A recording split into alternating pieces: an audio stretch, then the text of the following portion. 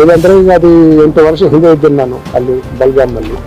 ಅದ್ರ ಬಗ್ಗೆ ಅಡ್ವೊಕೇಟ್ ಮಾತಾಡಿ ನಾವು ಕ್ರಮ ತಗೊಳ್ತೀವಿ. ಇದು ನಮಗೆ ಶಾಕಿಂಗ್, ಇಟ್ಸ್ ಆಲ್ ಫ್ಯಾಬ್ರಿಕೇಟೆಡ್, ಸುಳ್ಳು ಇದು. ಆ ವಿಡಿಯೋ ಎಲ್ಲ ಸುಳ್ಳು ಅಂತ ಅನ್ಕೊಂಡು. ನಿಮ್ ಸುಳಿವು ಏನಾದ್ರು ಇತ್ತ ಸರ್? ಇದ್ರ ಬಗ್ಗೆ ನಮಗೇನು ಐಡಿಯಾ ಇಲ್ಲ. ಯಾವಾಗ ಆಗಿರೋದು ಇದು? ಯಾವಾಗ ಮಾಡಿರೋದು? ಗೊತ್ತಿಲ್ಲ. ಆಗಿದ್ರೆ ಗೊತ್ತಾಗಲ್ಲ. ಇದ್ರ ಬಗ್ಗೆ ತನಿಖೆ ಆಗ್ಬೇಕಂತೀರಾ? ತನಿಖೆ ಆಗ್ಬೇಕು. ಈ ತರ ಸುಳ್ಳು ಮಾಹಿತಿ ಹಬ್ಸ್ತಾ ಇದ್ರು.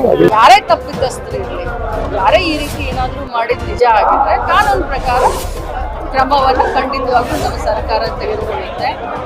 ನಾನು ಇಷ್ಟೇ ಹೇಳಲಿಕ್ಕೆ ಬಯಸ್ತೇನೆ, ತಪ್ಪು ಮಾಡಿದ್ರೆ ಖಂಡಿತವಾಗ್ಲೂ ಅವ್ರಿಗೆ ಶಿಕ್ಷೆ.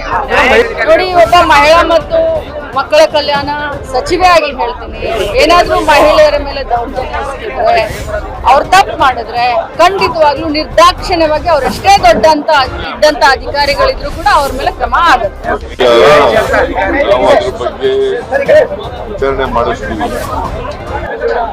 ನನಗೆ ಬೆಳಿಗ್ಗೆ ಗೊತ್ತಾಯ್ತು, ಆಮೇಲೆ ಅವ್ರ ಮೇಲೆ ಶಿಸ್ತಿನ ಕ್ರಮ ತಗೋತೀವಿ. ಶಿಸ್ತು ಕ್ರಮ ಜರುಗಿಸ್ತೀವಿ. ಎಷ್ಟೇ ಎತ್ತರದ ಅಧಿಕಾರಿ ಆದರೂ ಕೂಡ ಕಾನೂನಿಗಿಂತ ಯಾರು ದೊಡ್ಡವರಲ್ಲ. ಅವ್ರ ಮೇಲೆ ಶಿಸ್ತಿನ ಕ್ರಮ ತಗೊಳ್ತಕ್ಕಂಥ ಅದನ್ನ ವಿಚಾರಣೆ ಮಾಡಿ ಆಮೇಲೆ ಕ್ರಮ ತಗೊಳ್ತೀವಿ.